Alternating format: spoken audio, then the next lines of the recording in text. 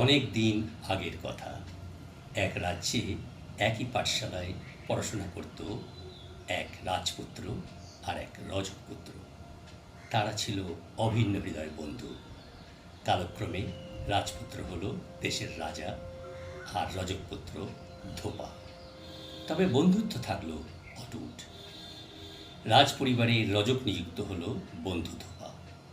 রোজ সকালে গাধায় চড়িয়ে কাঁচা জামা কাপড় ধোপা নিয়ে আসতো রাজপ্রাসাদে, আর পুরনো জামা কাপড় নিয়ে যেত। একদিন সকালে ধোপা রাজপ্রাসাদে এসে দেখে অনেক লোক, লস্কর, হাতি ঘোড়া নিয়ে রাজা রথে চড়ে বেরোচ্ছেন। বন্ধুকে ধোপা জিজ্ঞেস করলো, এত সকাল সকাল কোথায় যাচ্ছ? যুদ্ধ বেঁধেছে নাকি? রাজা বললেন, না না, যুদ্ধ নয়, আমি যাচ্ছি মৃগয়ায়। ধোপা বলল, আজকের দিনে মৃগয়ায়?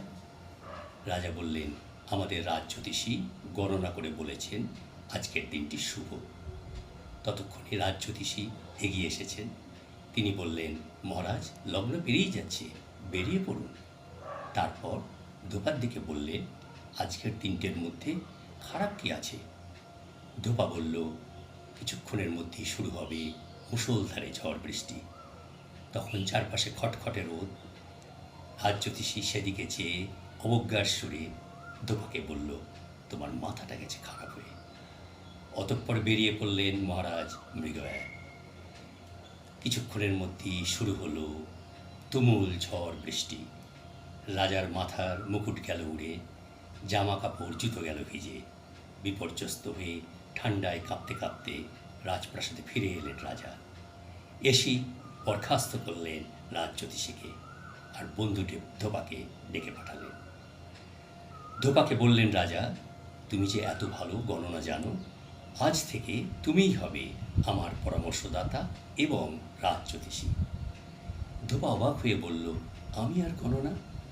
রাজা বললেন, তাহলে সকালে খটখটে রোদের মধ্যে তুমি বললে কি করে দুর্যোগের আশঙ্কা আছে? ধোপা বলল, ও এই কথা, এটা তো আমার গাধাই জানে।